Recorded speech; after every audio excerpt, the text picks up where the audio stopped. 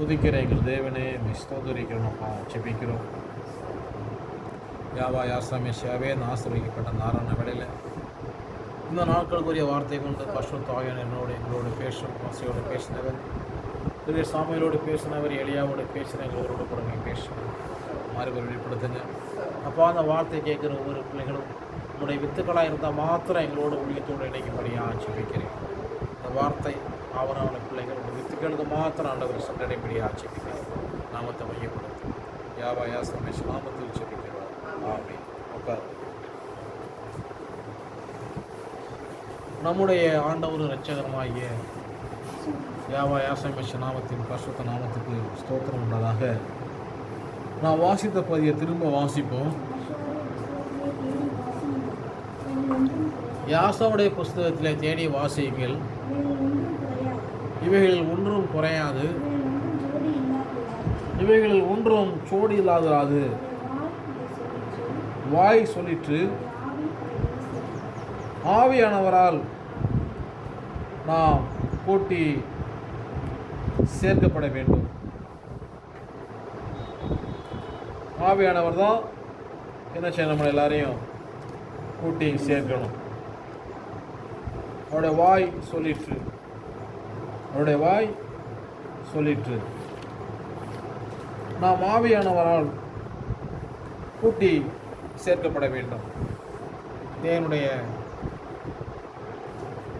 பரிசுத்த நாமத்துக்கு ஸ்தோத்திரம் உண்டாதாக.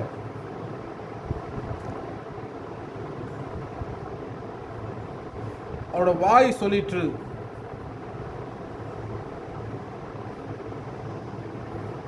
தேவன் அவர் தேவனாகவே இருக்கிறார்.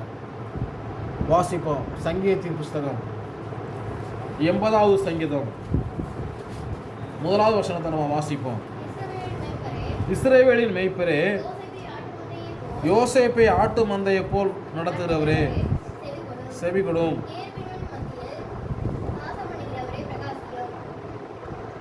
கேருவின் மத்தியில் வாசம் பண்ணுகிறவரே, பிரகாசியும். இஸ்ரவேலின் மேய்ப்பரே, நம்முடைய தேவன் ஒரு குறிப்பிட்ட நாட்டுக்கு மாத்திரமே சொந்தக்காரர், குறிப்பிட்ட தேசத்துக்கு மாத்திரமே சொந்தக்காரர்.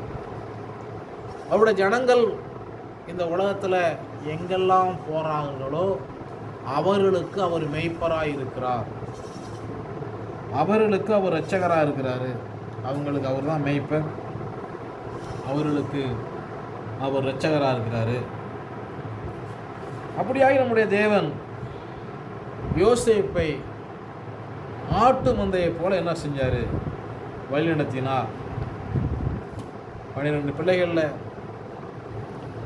யோசேப்பை மாத்திரம் அவர் தெரிந்து கொண்டு, யோசேப்பு அவர் பிரியமான பிள்ளையாக இருந்த அப்படின்னால யோசேப்பை, அதாவது அவனுடைய வம்சாவளியை காப்பாற்ற வேண்டும் என்பதற்காக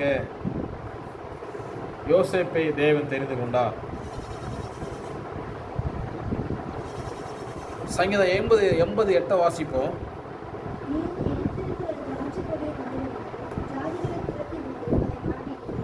இந்த திராட்சை கொடி எகிப்திலிருந்து கொண்டு வந்தார். ஏன் எகிப்து கொண்டு வந்தார்? வேதம் சொல்லுது, யாசுவா யோசேப்போடு இருந்தார். யாசுவா என்ன பண்ணாரு? யோசேப்போடு இருந்தார். ஆகையினால யோசேப்பை தேவன் ஆசீர்வதித்து அந்த இடத்துல ஒரு அதிபராக மாற்றி, யோசேப்புடைய தகப்பனையும் உடன்பிறப்புகளையும் கொண்டு வந்து அங்கே ஆசீர்வதித்து அவர்களை பழியை பெருகச் செய்து யோசேப்பின் இடத்துல உயர்த்தினார். வேதம் சொல்றது நீதிமொழியின் புஸ்தகம் 28ஆம் அதிகாரம் 20வது வசனத்தை வாசிப்போம்.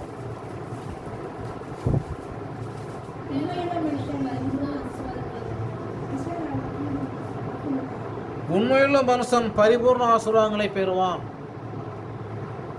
யோசேப்பு எந்த இடத்துலையும் நீங்கள் வேதத்தை வாசித்து பார்த்தீங்கன்னா தெரியும், தான் தலைவனாக வேண்டும், தான் பெரியாளாக வேண்டும் சொல்லி நினைத்தது கிடையாது, செயல்பட்டதும் கிடையாது.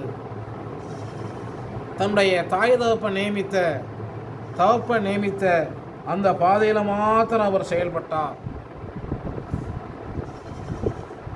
அதில் அவர் உண்மையாக இருந்தார். இவர் என்ன பண்ணார்? அதில் உண்மையாக இருந்தார். ஆகையினால அவர் என்ன பண்ணாரு? யோசேப்பை தேவன் ஒரு கனி தரக்கூடிய திராட்சை செடியாக தேவன் மாற்றினார். என்ன பண்ணாரு? கனி தரக்கூடிய திராட்சை செடியாக யோசேப்பை தேவன் மாற்றினார்.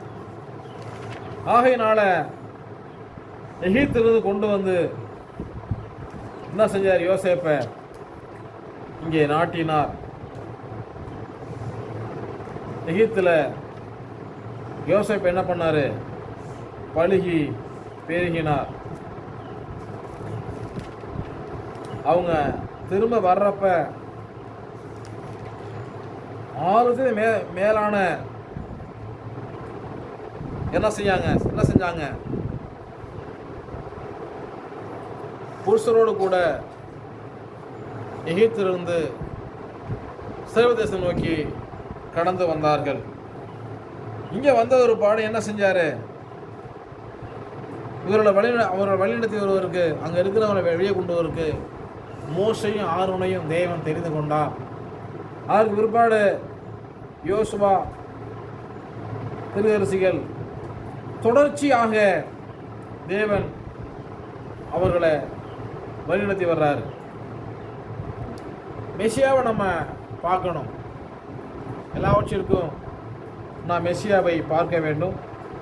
தீர்க்கதரிசன ஆகமங்களையும் நான் கவனிக்கணும். இல்லைன்னா பரலோக ராஜ்யம் கிடையாது. வாசிப்போம். யோவான் சுவிசேஷம் 7வது அதிகாரம் 19 வாசிப்போம்.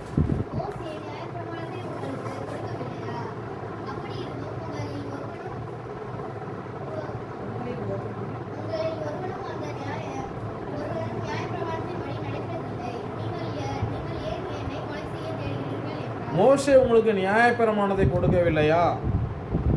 அப்படி இருந்தால் நீங்கள் உங்களில் ஒருவன் என்ன செய்யலாம்? நியாயப்பிரமாணத்தை பின்பற்றவில்லை, நடக்கவில்லை அப்படின்னு சொல்லி சொல்றாரு. 23ஆம் வசனம் வாசிப்போம். மோசையின் நியாயப்பிரமாணம் மீறப்படாதபடிக்கு ஓய்வு நாளில் மனுஷன் விருத்தசேதனம் பெறலாம் என்றால்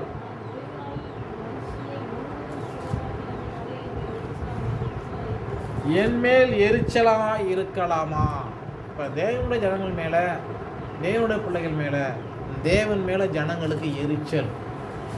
இப்போ இருக்கிற உலகம், இப்போ இருக்கிற காலத்தில் உள்ள ஜனங்கள் தேவன் மேலே எரிச்சல் அடைகிறாங்க. இது குறித்து யோனாவுக்கே தேவன் ஒரு பாடம் கற்பித்தார். யோனாவுக்கு மெசியா என்ன பண்ணார்? ஒரு அழகான பாடத்தை கற்பித்தார். நீ வளர்க்காதது, நீ தண்ணீர் ஊற்றாதது, அதுக்காக நீ பரிதபிக்கிறாயே. நீ வளர்க்கலை, தண்ணி ஊற்றலை, நீ பிரயாசப்படலை, ஆனால் அது நிழலில் நீ இருந்த, அது இப்போ காஞ்சு போச்சு. அதுக்காக யோனாவுக்கு என்ன ஏற்பட்டது? எரிச்சல் ஏற்பட்டது.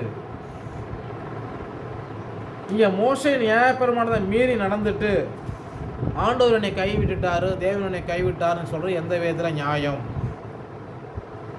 என்ன கிடையாது? நியாயம் கிடையாது.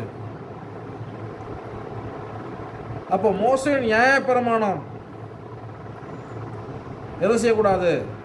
மீறப்படக்கூடாது. அதனால 24ஆம் வசனத்தில் அவர் சொல்றாரு, தோற்றத்தின்படி தீர்ப்பு செய்யாமல் தோற்றத்தை வச்சு முடிவு பண்ணக்கூடாது. எது நீதி,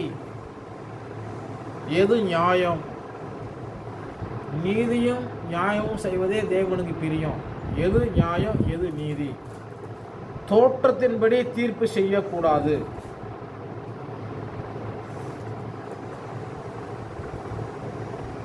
யோசேப்பு விஷயத்தில் பார்வோனுடைய மனைவியானவள் யோசேப்பினை பலி சுமத்தின போது யோசேப்பு சிறைச்சாலைக்கு போயிட்டாரு. நம்முடைய தேவன் தோற்றத்தின்படி தீர்ப்பு செய்யாமல் நீதியின்படி தீர்ப்பு செய்தார். அல்லேலூயா. நான் கவனிக்க வேண்டிய காரியம், ஏனெனில் யோசேப்பு யாரா இருந்தாரு? உண்மையுள்ள மனுஷனாய் இருந்தார். யோசேப்பு யாரா இருந்தாரு? உண்மையுள்ள மனுஷனாய் இருந்தாரு. ஆகையினால அவங்களுடைய காரியம் என்ன செய்யல, ஒன்றும் பலிக்காம போயிருச்சு. வாசிப்போம். யோவான் சுவிசேஷம் 10வது அதிகாரம், யோவான் 10:9 வாசிப்போம்.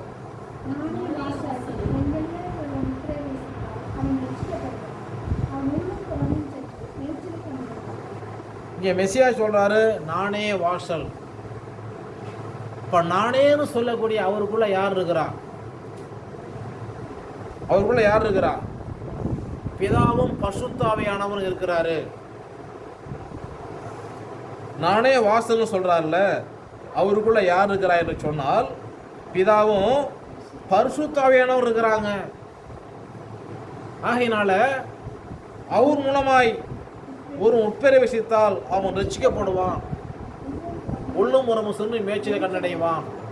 இதை சொல்லாம பிதா குமாரன் பரிசுத்தாவி அப்படி சொன்னா ரட்சிப்பும் கிடையாது, மேய்ச்சலும் கிடையாது. ரட்சிப்பும் கிடையாது, மேய்ச்சலும் கிடையாது. வசனம் ரொம்ப தெளிவாக இருக்கு. இதை எந்த போதனாலும் இதை நீங்கள் கேட்கலாம். இதுக்கு நீங்கள் பவுல் சொல்லுங்க. நானே வாசல்னு சொல்லிட்டாரு. நானே வாசல்னு சொல்கிறப்ப எல்லா அதிகாரமும் அவருக்கு உண்டு. அவருக்குள்ள பிதாவும் உண்டு, பரிசுத்த ஆவியானவரும் உண்டு. அல்லேலூயா. அவருக்குள்ள யார் இருக்கிறா? பிதாவும் உண்டு, பரிசுத்த ஆவியானவர் உண்டு. அப்போ இவர் வழியாக ஒருவன் உட்பிரவேசித்தால் அவன் ரட்சிக்கப்படுவான். அப்போ குமாரன் மூலமாக தான் ரட்சிப்பு. இப்போ குமாரனுக்குள்ள யார் இருக்கிறா? பிதாவும் பரிசுத்தமும் இருக்கிறாங்க. இதை அறிந்த தேவனுடைய மனுஷனை தான் தேவன் சொன்னார், என் சிநேகிதனாகிய ஆபிரகாம் சந்ததி என்று சொன்னார். இதை பற்றி உங்களுக்கு தெளிவு வேணும்னு சொன்னால் இதை கேட்கிற தேவனுடைய ஜனங்களே, நீங்கள் ஆதியாகமம் 18ஆம் அதிகாரத்தை முழுசாக முட்டி போட்டு படித்து பாருங்கள். உங்களுக்கு புரியாட்டினா முட்டி போட்டால் படித்து பாருங்கள். 19 புரியாட்டினா முட்டி போட்டு படித்து பாருங்கள். ஆதியாகமம் 3 பேர் போகிறாங்க, பிதா குமாரன் பரிசுத்த ஆவி. 3 பேரும் மொத்தத்தில் அறிந்து கொண்ட ஆபிரகாம் சொன்னார், ஆண்டவரே, வாசிப்போம் 18:1 ஆதியாகமம்.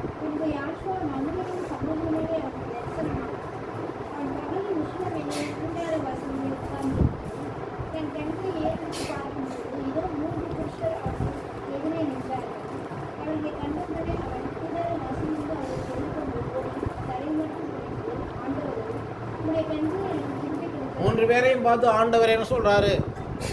ஆனா 19ல் ஒருவர் இங்கே இருக்கிறாரு, 2 பேரை பார்த்து ஒரு ஆண்டவர் மாறேங்கிறாரு.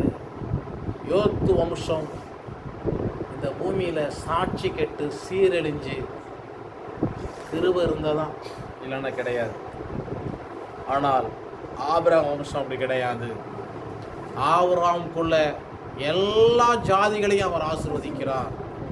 இதை கேட்கிற அன்பு தேவனுடைய ஜனங்களே, கிறிஸ்தவங்களுக்கு என்ன ஜாதி? எல்லா ஜாதிக்காரர்களும் கிறிஸ்தவங்களாக இருப்பாங்க. இதை யாரா இல்லைன்னு சொல்லுங்க பார்ப்போம். நீங்கள் தேடி பிடிச்சி இந்த ஜாதியில் கிறிஸ்தவம் இல்லை அப்படி யாராவது சொல்ல முடியுமா? முடியவே முடியாது.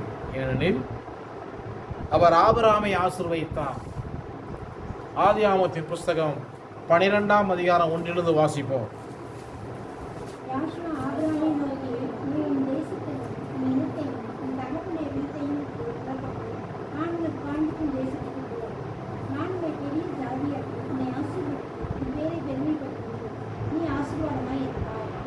உன்னை ஆசீர்வதிக்கிறவர்களை ஆசீர்வதிப்பேன், உன்னை சபிக்கிறவனை சபிப்பேன், பூமியில வம்சங்கள் எல்லாம் உனக்கு ஆசீர்வதிக்கப்படும் என்றார்.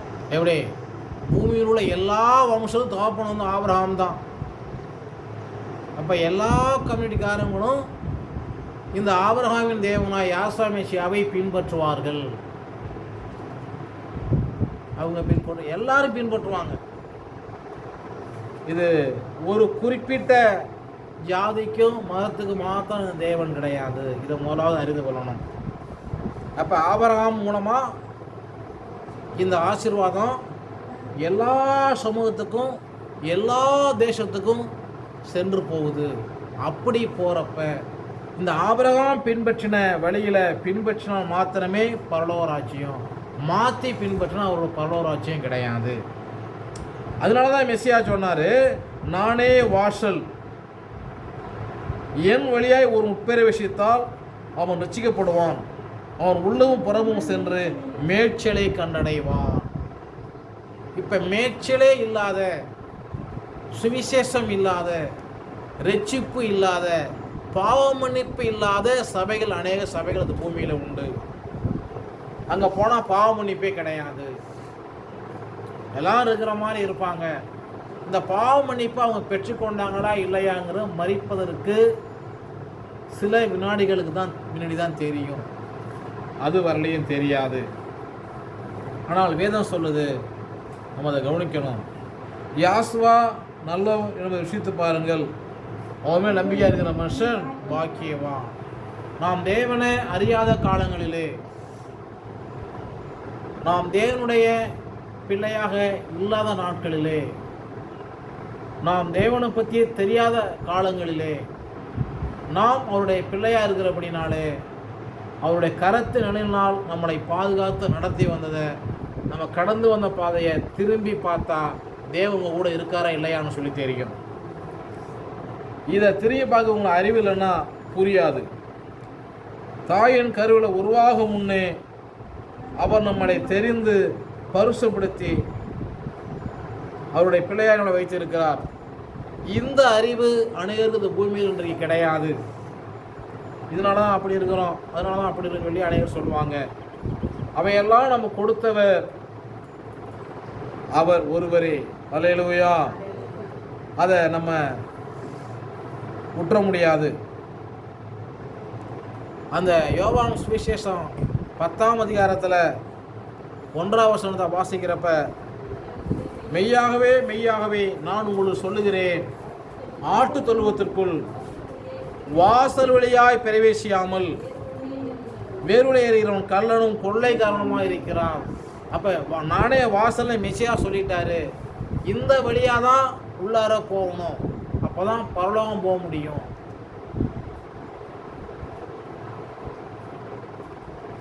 இந்த வழியாக தான் போகணும், வேறு வழியாக போகக்கூடாது. பரலோகம் போகிறதுக்கு இதுதான் ரூட். பாலத்துக்கு போகிறதுக்கு அநேக வழிகள் உண்டு. மனுஷன் செம்மையாக சொல்கிற அநேக வழி உண்டு, முடிவோ மரண வழிகள். இப்போ சாவுறதுக்கு அநேக வழி உண்டு, பிழைப்புக்கு ஒரே ஒரு வழி உண்டு.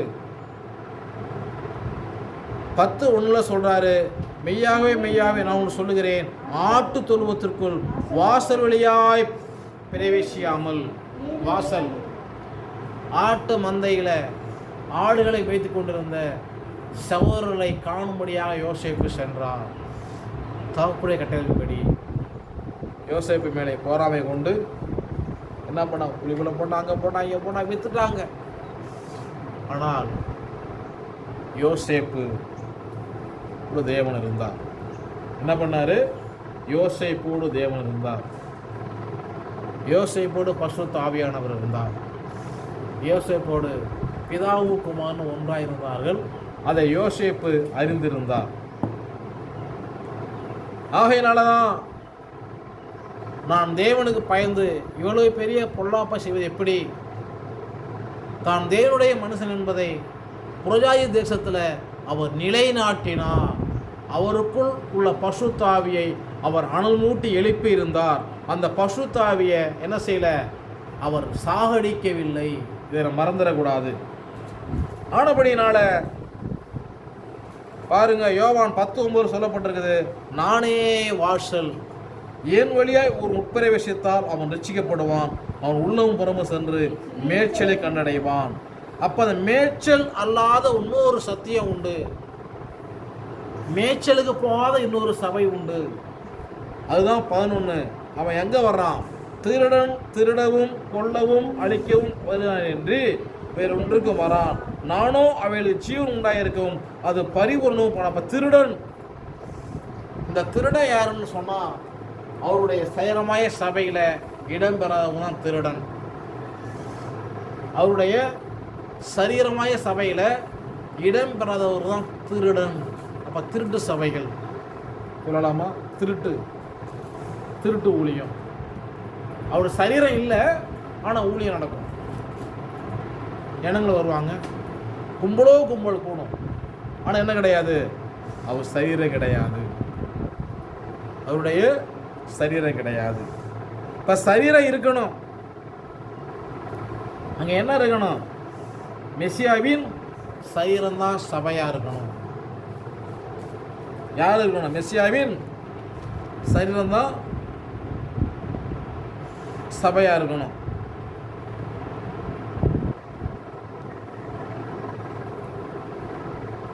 யோவான் சுவிசேஷம் 10ஆம் அதிகாரத்தில் 15 வாசிப்போம். 15.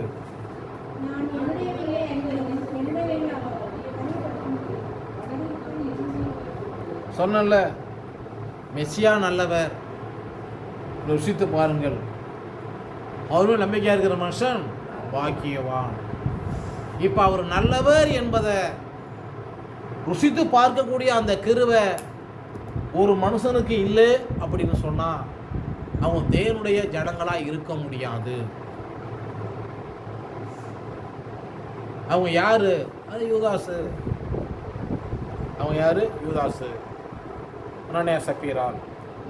இந்த பக்கம் ஆஹா, இவங்கள தான் இருக்க முடியும்.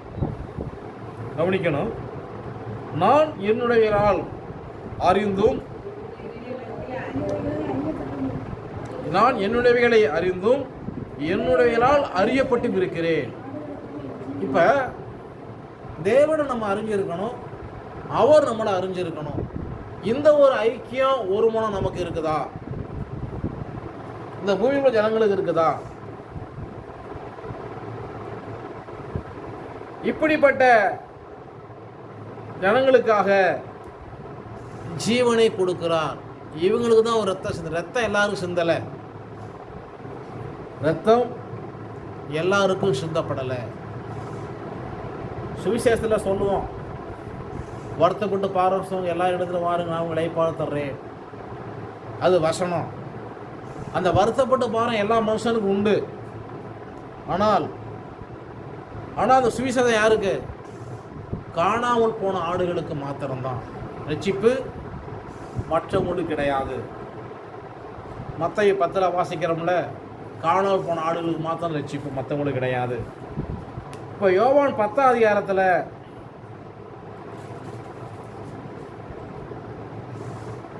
13 வாசிப்போம்.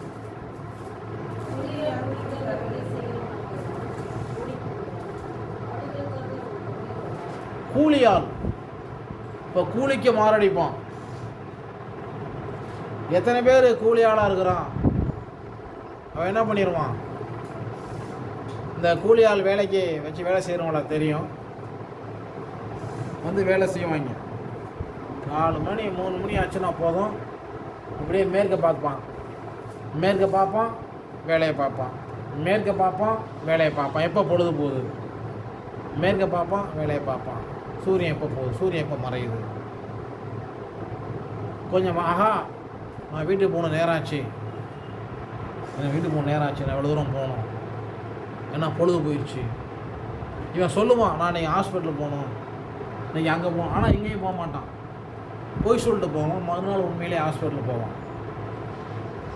அவன் யார்? கூலியால், கூலிக்காய் வேலை செய்கிறான், ஆகையால் ஓடி போகிறான், ஆடுகளுக்காக அவன் கவலைப்படான். அல்லேலூயா. இப்படி வேதத்தை நம்ம பார்ப்போம்னா, தாவீது தன் தகப்பனுடைய ஆடுகளை மேய்த்தார், அவர் கூலிக்காக மேய்க்கவில்லை. அல்லேலூயா. ஒரு விஷம் ஒரு சிங்கம் ஒரு விஷம் கரடி வந்தது ஆடுகளை வேட்டையாட. பரவாயில்ல, நம்ம தப்புனா போகும் சொல்லி ஆட்டை விடல. என்ன பண்ணாரு? அந்த சிங்கத்தையும் கரடியையும் காலி பண்ணாரு. இப்படி இருந்த காலகட்டத்தில் தன்னுடைய சகோதர சுயசை விசாரிப்ப தோமஸ் செய்கிற இடத்துக்கு போறாரு. அங்கே ஒரு பெலிஸ்தியன் இஸ்ரவேலின் சேனையும் தேவனுடைய நாமத்தையும் அவன் தினந்தோறும் சூழ்ச்சித்து கொண்டிருந்தான். அதை பார்த்தாரு. நான் போய் அவனை காலி பண்ணுறானார். எல்லாரும் அவனை தடுத்தாங்க. ஆனால் தாவீது தன்னை மேல ஒரு தாவீது சொல்லிட்டு இருக்கிறப்ப சவுலுக்கு செய்தி போன ஒரு பாடு, இத்தனை பேர் ஒரு செத்தா என்ன, எவ்வளோ பேர் சாகுறாங்க, செத்தாலும் வந்தாலும் சரி. என்ன செய்கிறாரு? சவுல் தாவீதை அனுப்பி வைக்கிறாரு. தாயை பார்த்து அவன் சபிக்க தொடங்கினான். நாயான்னு கேட்டான். ஆனால் தாவீது சொன்னார், நீ இந்தித்த இஸ்ரவேலின் தேவனா யாசு நாமத்தில் வருகிறேன் என்று சொல்லி, தேவன் பட்டயத்தினாலும் ஈட்டினாலும் ரட்சிக்கிறவர் அல்ல, அவருடைய நாமத்தினால பாருன்னு சொல்லி கவனி வைத்து ஒரு கல் எறிந்தான். அவன் நெத்தியிலே பட்டது, கோலியாத் விழுந்தான். இப்ப நம்முடைய தேவன் பட்டயத்தினாலும் ஈட்டினாலும் ரட்சிக்கிறவர் அல்ல. ரட்சிப்பு எங்க வச்சிருக்காரு? உண்மையான நாமத்துல தான் வச்சிருக்காரு. இப்ப நாமமே அனைவருக்கு தெரியாது, பேரே தெரியாது. அவரவர் சபையில இல்ல, அவரவருடைய தாய்மொழியில ஒரு பேரை இவங்களா வச்சுக்கிட்டு சொல்லிக்கிட்டு இருக்கிறார். எப்படி ரட்சிப்பு போக முடியும்? எப்படி? இப்ப நான் என்னுடையவைகளை அறிந்தும் என்னுடைய அறியப்பட்டும் இருக்கிறேன். அப்ப தேவனை நம்ம அவருடைய பேரை அறிஞ்சிருக்கணும், அவருடைய சாயலை அறிஞ்சிருக்கணும், அவருடைய ரூபத்தை அறிஞ்சிருக்கணும். இதெல்லாம் இல்லைன்னு சொன்னா ஒண்ணும் பண்ண முடியாது. இப்படி நம்ம அறிஞ்சிருந்தோம்னு சொன்னா அவர் நமக்காக ஜீவனை கொடுத்தது உண்மை. நமக்கு என்ன பண்ணியிருக்காரு? ஜீவனை கொடுத்திருக்காரு. இந்த இடம் வரலையும் அவர் யூதர்களை பார்த்து சொல்றாரு. ஆனால் 16ஆம் வசனத்தில் யோவான் 10:16 இந்த தொழுவத்தில் உள்ளவைகள் அல்லாமல் வேறு ஆடுகளும் எனக்கு உண்டு, அவைகளை நான் கொண்டு வர வேண்டும், அவைகள் சத்தத்துக்கு செவி கொடுக்கும், அப்பொழுது ஒரே மந்தையும் ஒரே மேய்ப்பனுமாகும். இப்ப அந்த தொழுவம் இஸ்ரவேல் காணியாட்சி உள்ளான ஒரு மந்தை உண்டு, இஸ்ரவேல் காணியாட்சிக்கு புறம்பான மந்தைகள் உண்டு. அந்த ஆடுகளையும் கொண்டு வரணும். அதனால சொன்னாரு மத்தேயு சுவிசேஷத்தில் 10:6 நீங்க பிரஜாயில பிரவேசியம் காணாமல் போன சரி, இது காணாமல் போன ஆடு எப்பெல்லாம் காணா போச்சு? உலகம் உண்டான காலத்திலிருந்து எபிரேயருக்கு எதிராக அநேக யுத்தங்களும் சண்டைகளும் ஏற்பட்ட போது ஜனங்கள் சிதறடிக்கப்பட்டார்கள். பூமி எங்க என்ன செஞ்சாங்க? சுற்றி திரிந்தார்கள். இன்னைக்கு நம்ம இருக்கிறோம் அப்படின்னா நம்ம யாரு? எபிரேயர்கள். இந்த எபிரேயருக்கு தான் இந்த சத்தியம், இந்த வாசல், இந்த கண்ணு திறக்கப்படும், மற்றவங்களுக்கு கிடையாது. 400 வருஷம் கழிச்சு மோசைய தேவன் அனுப்புறார். நீ யாருன்னு கேட்குறாங்க. உன்னை யார் அனுப்பினது? எபிரேயரின் தேவன் என்னை அனுப்பினார் அப்படின்னு சொல்றப்பதான் அடிமையாக இருந்த இஸ்ரவேல் ஜனங்கள் மோசையின் வார்த்தை செவி சாய்க்கிறாங்க. எபிரேயன் தேவனா? சரி, அவர் என்ன பண்ணாரு? ஆபிரகாமோடும் ஈசாக்கோடும் யாக்கோபு உடன்படிக்கையை உறுதிப்படுத்தினார். இன்றைக்கு நம்ம நடத்துகிறவர் யார் என்று சொன்னார்? அவர் எபிரேயரின் தேவன். அவர் யாரு? எபிரேயரின் தேவன். அவர் சொல்றாரு, இஸ்ரவேலுடைய குமாரன், என் சேஷ்டபுத்திரன், என்னை ஆராதிக்க அனுப்பி கட்டளை எடுக்கிறேன், இல்லைன்னா உன்னையும் குமாரனையும் சங்கரிப்பேங்கிறாரு. ஆராரிக்குரியவர் யாருன்னு சொன்னா எபிரேயனம் மாத்திரம் தான், மற்றவங்களுக்கு கிடையாது. இந்த எபிரேயனம் இந்த உலகமே என்ன இருக்குது?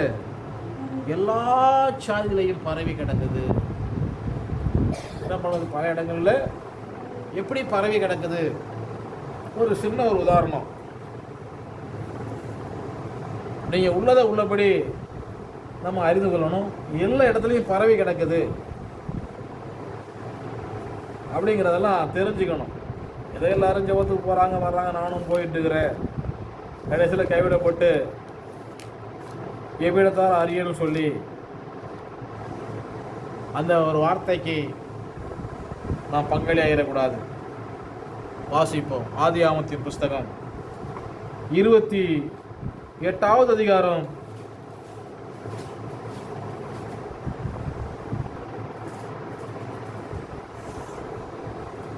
9ஆம் வசனத்தை வாசிப்போம். ஏசா இஸ்ரவேலருக்கு எனக்கு நிமித்த மலைப்புறம்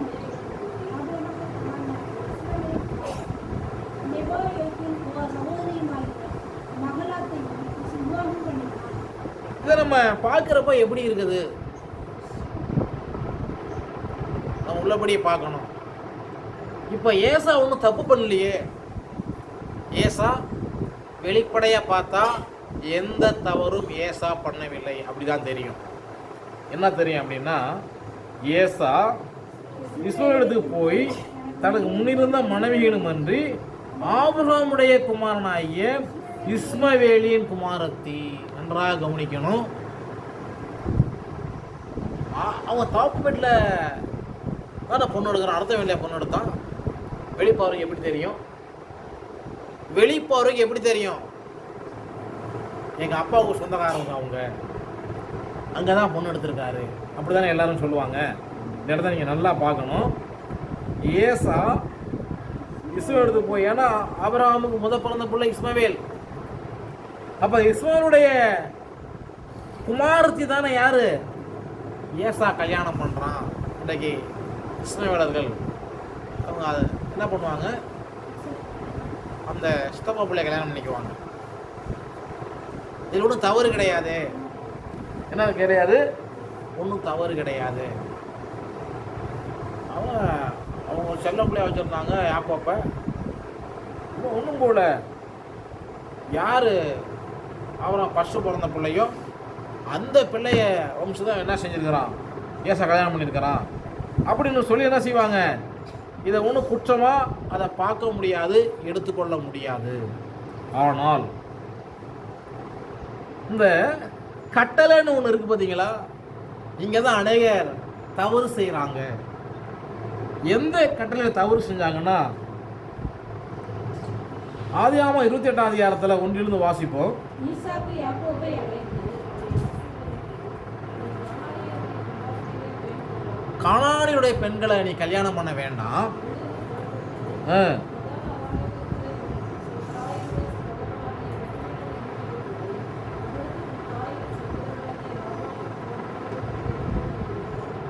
கட்டளை இட்டார். இது கட்டளை.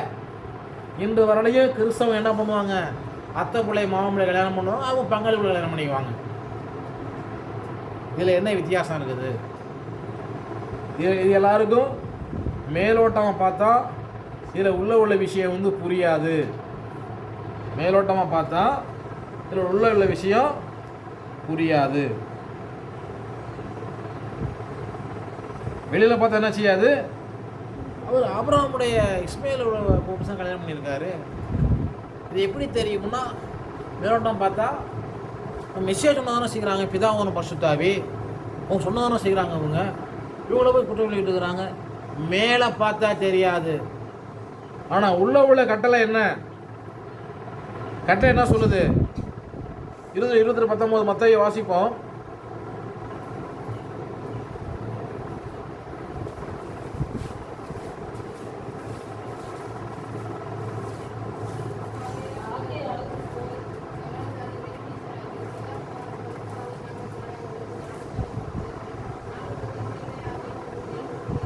பிதா குமாரன் பரிசுத்தாவி நாமங்களில் கிடையாது கொடுத்து கட்லேட்டை யாவையும் கை கொள்ளணும்.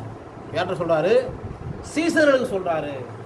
அப்போ இந்த சீசர்கள் முதலாவது அப்போஸ்தலர் 2:38 அந்த கட்டளையின்படி அவரை பேரை அறிந்து அந்த யாசுவா மெசியா பேரில் ஞானஸ்தானம் கொடுக்குறாங்க. சபை பெருகிற்று, அவர்கள் அங்கே ஆசீர்வதிக்கப்பட்டார்கள். இப்போ என்ன செய்கிறாங்க? கட்டளையை பின்பற்றுறாங்க. அப்போ 2:38 பாவ மன்னிப்புக்கு என்று ஒரு மனுஷன் பாவ மன்னிப்பை பெற்றுக்கொள்ள வேண்டும் என்று சொன்னால் யாசோய் மசியா பேரில் மாத்திரம்தான் பாவ மன்னிப்பு உண்டு.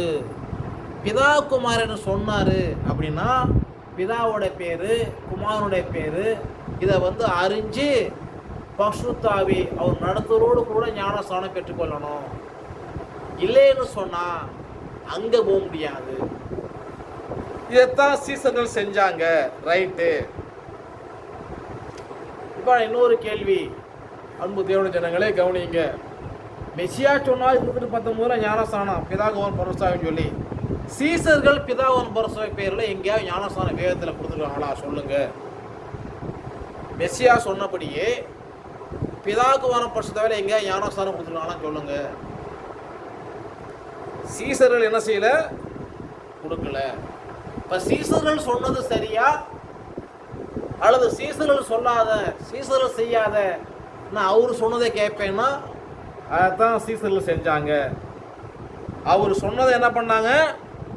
சீசர்கள் செய்தாங்க. அவர் சொன்னாங்க. யார் சொன்னது? மெசியா சொன்னார். என்ன சொன்னார்?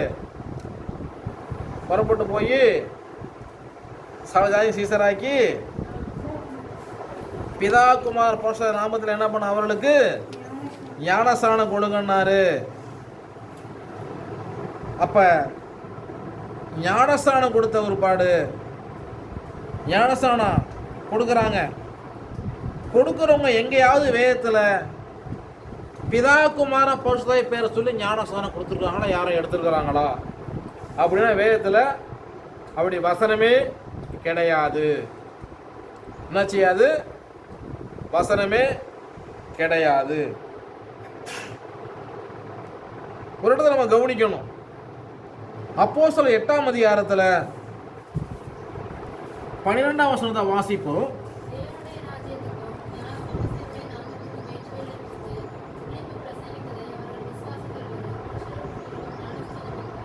ஞானஸ்நானம் பெற்றார்கள்.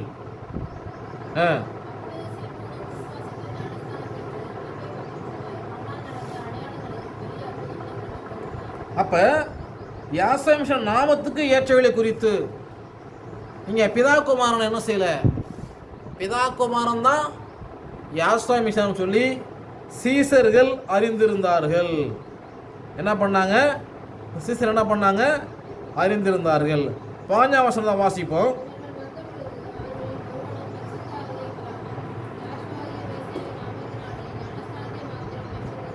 இப்போ என்ன பண்ணுறாங்க? பசுத்தாவி பெறலை, ஆனால் யாசமிஷன் நாமத்தில் ஞானஸ்நானம் பெற்றிருக்கிறாங்க. இந்த உபதேசத்துடைய தேவனுடைய பிள்ளைகள் அவர்கள் மேல் என்ன செஞ்சாங்க? பசுத்தாவை பெற்றுக்கொள்ளும்படி அவர்களுக்காக ஜெபம் பண்ணி அவர் மேல் கைகளை வைத்தார்கள். அப்போது பசுத்தாவியை பெற்றார்கள். இப்போ அவங்க பிதாகுமாரன் பேரில் ஞானஸ்நானம் பெற்றாங்க. பிதாகுமாரன் என்னதை சீசர் அறிந்திருந்தார்கள். பிதாகுமாரன் என்னன்னு என்ன பண்ண சீசர்கள் அறிஞ்சிருந்தாங்க. ஆனால் ஞானஸ்நானம் பெற்று தான் பரிசுத்தாவியை பெறலை. சீசர்கள் கையை வச்சப்போ என்ன பண்ணாங்க? பரிசுத்தாவியை பெற்றுக்கொண்டார்கள். இப்போ பரிசுத்தாவி பெறணும் அப்படின்னா உண்மையான பேரை நம்ம யோவான வாசிக்க என்னோட அறிந்தும் என்னோட அறியப்பட்டும் இருக்கிறேன். இந்த ஒரு அறிவு ஒரு பரஸ்பர உண்மை தெரியணும். சும்மா நானும் ஜெபம் பண்ணுறேன், வேதத்தை வாசிக்கிறேன், ஆலயத்துக்கு போகிறேன் அப்படின்னு அழிஞ்சு போகக்கூடாது. அன்பு தேவனுடைய ஜனங்களே, நீங்கள் அழிஞ்சு போகக்கூடாது. நன்றாக தெரிந்து கொள்ளுங்கள். அடுத்தபடி அதே அதிகாரத்தில்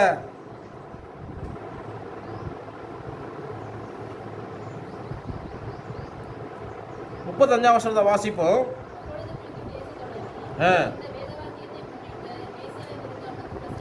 மேசியாவை குறித்து பிரசங்கிக்கிறாரு.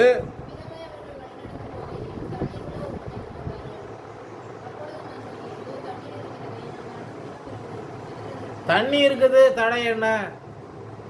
இன்னைக்கு அநேகர் ஞானஸ்நானம் பெறுவது தடை. பரிசேரும் சதுசேரும் தங்களுக்கு கேடு உண்டாக்கவே ஞானஸ்நானம் தள்ளி போட்டாங்களாம். அதை ஞானஸ்தானம் தள்ளி போடுறாங்க. கேடு வந்துச்சுன்னா நம்ம ஒன்றும் பண்ண முடியாது. கேடு வந்தால் நான்லாம் தடுக்க முடியாது. ஏன்னா வேத வசனத்துக்கு மாறாக நம்ம எதுவும் செய்ய முடியாது. அதற்கு பிலிப்பு முழு இருதயத்தோடு விசுவாசிக்கணும். யாசோ மெசியா தான் தேவனுடைய குமாரனை விசுவாசிக்கணும். விசுவாசித்தால் தடை கிடையாது. இப்போ யாசோ மெசியா தான் தேவனுடைய குமாரனை விசுவாசிக்கணும். அப்போ யாசோ மெசியா தேவனுடைய குமாரன் பேர் இருக்கா இல்லையா? இந்த அவர் சொன்னார் பிதாவோடைய பேர் குமாரனுடைய பேரில் பிதாவும் பொருச பேர் ஞானஸ்தானம் கொடுங்கன்னா அந்த பேரை தான் விசுவாசிக்கிறாங்க. அவங்களுக்கு தடை கிடையாது. தடை இல்லைன்னு சொன்ன ஒரு பாடு என்ன செய்கிறாரு? ரதத்தை எடுத்து சொன்னான். அப்போது பிலிப் மந்திரி ஆகிய இருவரும் தண்ணீர் இறங்கினார்கள். அவனுக்கு ஞானஸ்தானம் கொடுத்தான். அல்லேலூயா. அப்போ சரியாக விசுவாசித்து தடை கிடையாது. என்ன கிடையாது? தடை கிடையாது. இப்போ இவங்களுக்கெல்லாம் என்ன அவர் சொன்னார்? 6 கச்சாடி கொண்டு வர சொன்னார். எப்படியா? 6 கச்சாடி இப்படி சொல்லிட்டு போயிட்டு இருப்பாங்க. அப்போஸ்தலர் 10ஆம் அதிகாரத்தில் 46 வாசிப்போம்.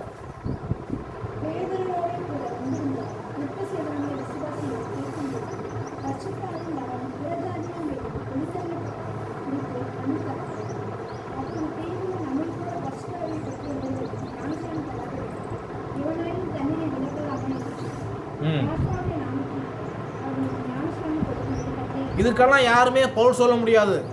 புறஜாதி ஜனங்களுக்கு யாசோமேச நாமத்தில் ஞானஸ்தானம்.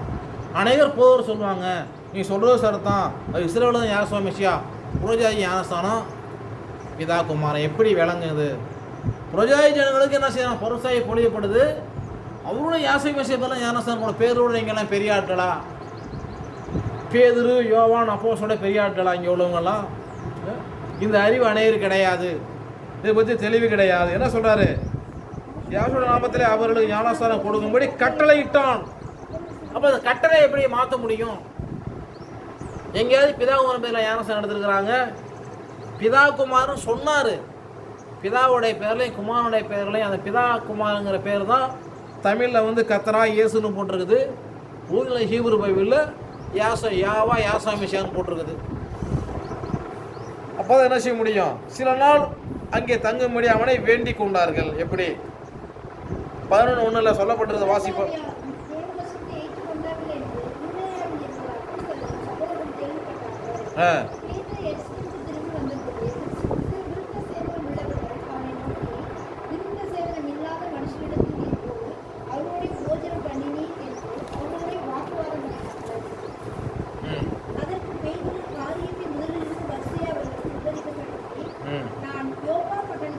என்ன தரிசனம் சொல்றாரு?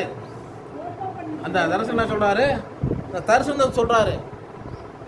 அப்ப ஒரு கூடை இறக்கப்பட்டது, எல்லாத்தையும் அடிச்சு குசி. அப்ப நம்ம அதை கவனிக்கணும். இந்த 7 சபையின் காலங்களுக்கும் முதல் சபைக்கு இந்த காரியம் தெளிவாக தெரிய வந்துருச்சு. நம்ம அதை கவனிக்கணும். இப்போ அந்த பகுதியை நம்ம அதை பார்க்கணும். இப்போ முதல் சபையினுடைய சபைக்கு ஊழியக்காரன் யாருன்னு கேட்டா யாரு? எபே சபைக்கு ஊழியக்காரன் யாருன்னு கேட்டா அவர் தான் பவுல். அவருடைய காலம் கிபி 53 இருந்து கிபி 170 வரலையும் இந்த முதல் சபையிலேயே யாசோமிஷ நாமம் பிரசங்கப்பட்டது. இரண்டாவது சபையை நீங்க எடுத்துக்கிட்டீங்கன்னா சிபிர்னா சபை, அதனுடைய காலம் அது ஊழியக்காரர் யாருன்னு கேட்டால் கிபி 170 கிபி 312 வரலையும் அதுக்கு ஊழியக்காரர் இரினேயஸ் அவர்களும் யாசோமிஷப்பெல்லாம் ஞானஸ்தானம் கொடுத்தார்கள். மூன்றாவது சபை பெருகமு சபையினுடைய காலம் என்னன்னு கேட்டால் 312 606 வரலையும் அவர் தான் மார்ச்சின். அவர் யார்? மார்ச்சின். மார்ச்சின் லூதர் கிடையாது, இவர் ஒன்லி மார்ச்சின் தான். அடுத்து தியேத்ரா சபைக்கு யாரு? குழம்பா, அது காலம் வந்து 606 1520 வரலையும் அவருடைய காலம். அடுத்து சருதை, அதுதான் லூதர், அது காலம் என்ன 1520 வரலையும் கிபி 1079 வரலையும். பெஸ்ரி வந்து என்னது பிலதெல்பியா 1079 1906. 1906 திருசி பிரணாம் பார்க்கிறாரு. அதான் லவோதிக்கா சபையின் காலம். இது நம்ம நன்றாக என்ன செய்யணும், கவனிச்சுக்கணும். இது தெளிவாக திருசி பிரசங்கம் பண்ணுகிறப்ப தூதனால் அந்த காலத்தையும் அதுக்குரிய தூதனால் போர்டில் ஒரு கைவிரல் தோன்றி எழுதினது. எங்க தூதனால் கைவிரல் தோன்றி எழுதப்பட்டது. இதை யாரும் இல்லைன்னு சொல்ல முடியாது. இது அமெரிக்க நாடுகளில் பத்திரமா வச்சிருக்கிறாங்க. நம்ம அதை கவனிக்கணும். இப்போ சரித்திரத்தின்படி நம்முடைய தேவனை பற்றி சரியாக நம்ம அறிந்திருக்கணும், அவரால் அறியப்பட்டிருக்கணும். இல்லை என்று சொன்னால் எங்கே போக முடியாது, பரலோகத்தை பார்த்துக்கணும், பரலோகத்தை கவனமாக பார்க்கணும். நன்றாக பாருங்க, மெசியா சொல்றாரு பிதா குமாரன் பரிசுத்தாவி என்று சொல்லி. அந்த பிதா குமாரன் பரிசுத்தாவி என்ன என்பதை சீசர்கள் அறிந்துதான் ஞானஸ்தானம் கொடுத்தாங்க யாசமிஷ நாமத்தினால. அப்போ இவங்க என்ன சொல்கிறாங்க, சீசர்கள் பண்ணாலாம் தப்பு, திருத்துவம், ட்ரினிட்டி, இதான் பைபிள் காலேஜ், இதான் நாங்கள் சொல்கிறதான் கேட்கணும். இப்போ என்ன செய்கிறாங்க, ஏசையா சொன்ன மாதிரி மனுஷனுடைய கட்டளைகளை புதுசங்களாய் போயிட்டு என்ன செய்யறாங்க, வீணாய் தேவனை ஆராதிக்கிறாங்க. இப்போ வீணான ஆராதனை. இப்போ ஜனங்களுடைய ஆராதனை எப்படி இருக்குது, வீணான ஆராதனையாக இருக்குது. அப்படிப்பட்ட ஆராதனையை தேவன் அங்கீகரிப்பாரா, ஆசீர்வதிப்பாரா, இதெல்லாம் கவனிக்கணும். இப்போ ஒவ்வொரு சபையை குறித்து வெளிப்படுத்தல் வாசிக்கிறோம். வெளிப்படுத்தல் 1ஆம் அதிகாரத்தில் 14ஆம் வசனம் சொல்லப்பட்டிருக்குது.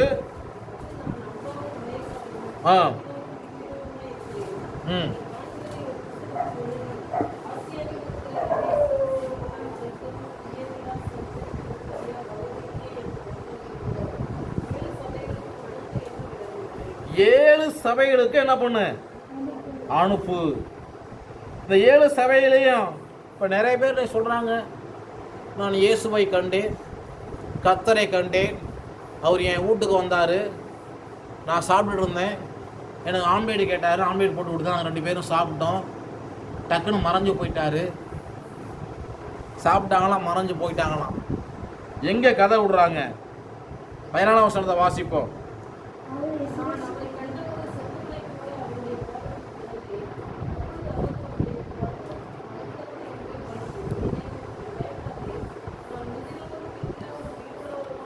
இந்த வெளிப்பாடு, இந்த தரிசனம் இந்த இருந்த ஜனங்களுக்கு இருக்குதா? தேவனுடைய ஜனங்களே, சிந்தித்து பாருங்கள். மெசியாவை கண்ட மாத்திரத்தில் செத்தவனை போல கீழே விழுந்தாச்சு. எங்கே எழுப்பி போய் அவர் தண்ணி கொடுக்குற, ஆம்பேட்டு போடுறது, இதெல்லாம் எங்கேயாவது வேதத்தை உள்ளபடி வெளியே சொல்லணும். வேதத்தை உள்ளபடி வெளியே சொல்லணும். இல்லைன்னு சொன்னால் அந்திகிறிஸ்து. அங்கே என்ன சொல்றது, பயப்படாதே, நான் முந்தினவரும், நான் தான் பிதா, நான் தான் ஆளே, பிந்தினவர், நான் தான் ஒமேகா, முந்தினவரும் பிந்தினவரும் உயிருள்ளவருமாய் இருக்கிறேன். அப்ப இந்த 3 தன்மையிலையும் உள்ள ஒரே தேவன் கடந்த காலம், எதிர்காலம், நிகழ்காலம், இனி வரப்போறக்கூடிய காலம், எல்லாவற்றிலும் நமக்கு தகப்பனாகவும் மெய்ப்பராகவும் ஒரு ஸ்நேகம் இருக்கக்கூடியவர் தான் இந்த யாசுவா மெசியா. இதை பற்றி ஒரு தெளிவு அவசியம் தேவை, இதை பற்றி தெளிவு தேவை. ஆகையினால மெசியா சொன்னார், புத்தி உள்ள 5 கன்னிகைகள் என்னையும் தீவெட்டி கொண்டு போனாங்க. புத்திர 5 பேர் என்னையும் தீவெட்டியெல்லாம் என்ன அவங்களுக்கு என்ன குறைஞ்சி போச்சு, என்ன பச்சு குறைஞ்சி போச்சு. 18 சொல்றாரு, வாசிவ 18 மரித்தேன், ஆனால் இதோ சதா காலங்களிலும் உயிரோடு இருக்கிறேன். அவங்க சொல்ற உபதேசம் என்ன? அவர் சிலுவையில் இருந்து 7 லேமே சமத்தானி சொன்னாரு. என் தேவனே என் தேவன் கைவிட்டு அர்த்தமா? என்ன இது? என்ன பித்தலாட்டம்? அப்ப இது என்னது? இது யோவான் வெளிப்படுத்தல முழுசு வெளிப்பாடு தரிசனம். தரிசனம் ஒரு காலத்திலையும் பொய்யாகாது. மொழிபெயர்ப்பில் நான் எழுதலாம், ஒரு வார்த்தை தப்பாக எழுதிடலாம், ஒரு வார்த்தையை நான் கூட்டி எழுதிடலாம். ஆனால் தரிசனம் ஒரு காலம் பொய்யாகாது. இதை அறிந்து கொள்ள வேண்டும். மரித்தேன், ஆனாலும் இதோ சதா காலம் உயிரோடு இருக்கிறேன். ஆமென். நான் மரணத்துக்கும் பாதத்துக்கும் உரிய திறவுகோலை உடையவராக இருக்கிறேன். இப்போ எப்படி? இப்போ மரித்தது எதுக்காக? அவர் மரித்த உண்மை, ஆனால் மரிக்கல. மரிச்ச உண்மைதான், ஆனால் மரிக்கவில்லை. அடையாளம் சொல்லுவாங்கல்ல, நான் ஹாஸ்பிட்டல் இந்த ஆப்ரேஷன் எனக்கு மறுபிறவை, செத்துட்டேன் இல்லைன்னு சொல்லிட்டாங்க, ஆனால் நான் பொழைச்சிட்டேன்பாங்க. அப்படிதான் அவர் நமக்காக மரணம். மரித்தேன், ஆனாலும் இதோ சார் உயிரோடு இருக்கிறேன். நான் மரணத்துக்கு திறவுகோல், மரணம் பாதாளம் ரெண்டுக்கும் திறவுகோல் அவருடைய பெயரில் தான் உண்டு, வேற எங்கேயும் கிடையாது. அல்லேலூயா. இதை அறிந்து கொள்ள வேண்டும். மரணத்துக்கும் அவருடைய திறவுகோல். ஆகையினால நீ கண்ட வேலை இருக்கிற வேலையும் இவைகளுக்கு பின் சம்பவிப்ப வேலையும் எழுது. அப்ப தரிசனம் ஒரு காலத்திலையும் பொய்யாகாது. இதை புரிஞ்சுக்கணும். அப்ப என்ன கிடையாது? திருத்துவம் என்றதால கிறித்துவம் முடிச்சோன்னு உள்ள விடக்கூடாது. திருத்துவம் அது முழுவதும் என்னது? தேவனுக்கு சத்தியத்துக்கு விரோதமானது. ரொம்ப கவனமாக இருக்கணும். அது ரொம்ப விரோதமானது. இப்போ வேதம் சொல்லக்கூடிய காரியத்தை நம்ம கவனிக்கணும். வெளிப்படுத்துதல் 2:20 வாசிப்போம்.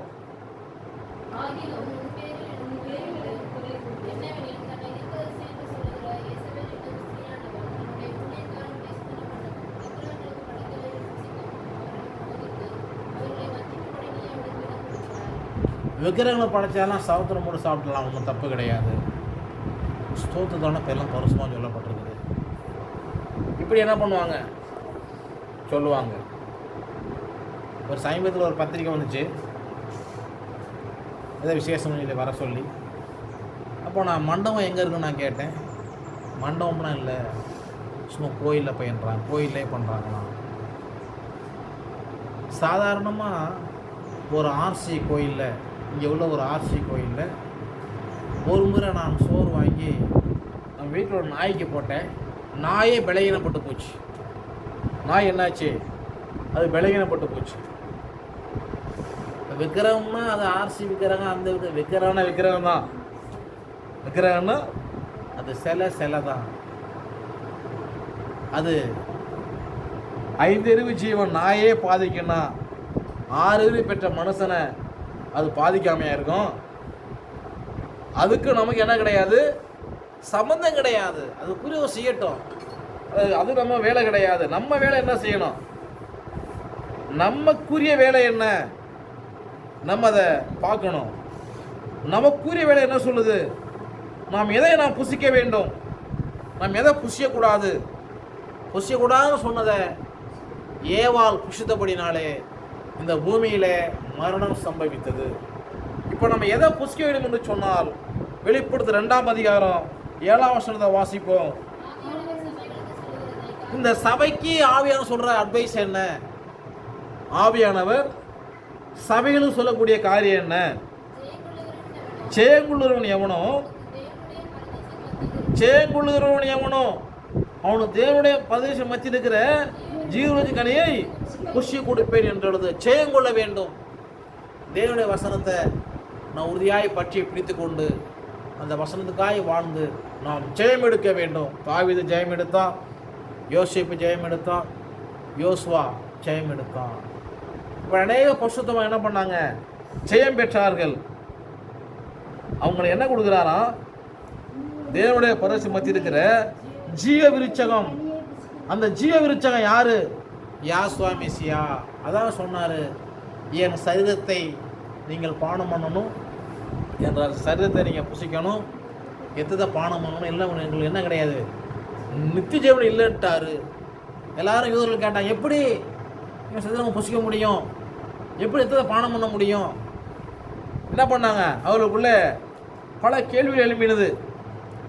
மெய்யாக நான் உங்களுக்கு சொல்லுகிறேன், நீங்கள் மனுஷன் ரத்தத்தையும் சரத்தையும் புசித்து பானம் பண்ண உங்களுக்குள்ள என்ன கிடையாது, நித்திய ஜீவன் இல்லைன்னு சொல்லி சொல்லிட்டாரு. இப்போ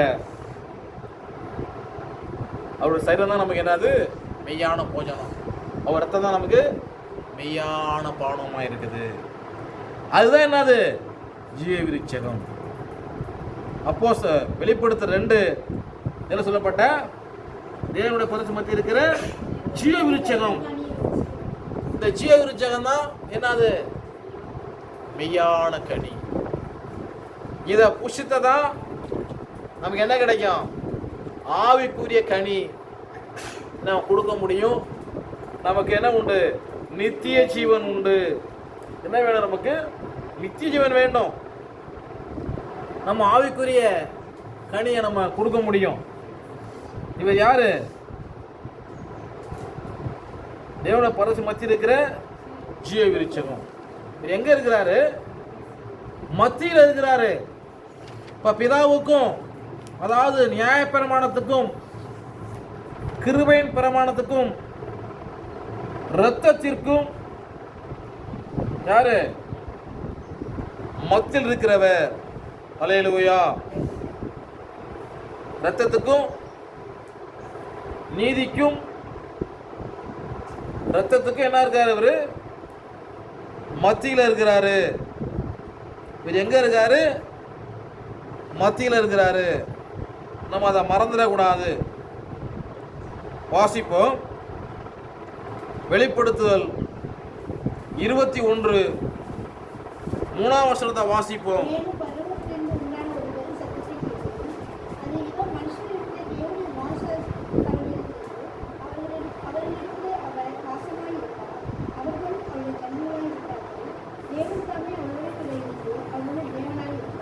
என்ன பண்ணுவாரு, வாசமாய் இருக்கிறாரு.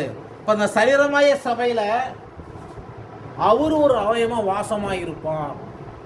யாரும் வாசமா இருக்க முடியாது. துன்மார்க்கர் நீமோட சபையில நிலைநிற்க முடியாது. அவருடைய ஆவி என்ன பண்ணும், நமக்குள்ளே வாசமாய் இருக்கும். நம்ம அவருக்குள்ள என்ன செய்ய, வார்த்தையால் இணைக்கப்பட்டிருக்க வேண்டும். இவர்களுக்கு அவர் என்ன கொடுக்கிறாருன்னா, வெளிப்படுத்த 21ஆம் அதிகாரம் 6ஆம் வசனத்தை வாசிப்போம்.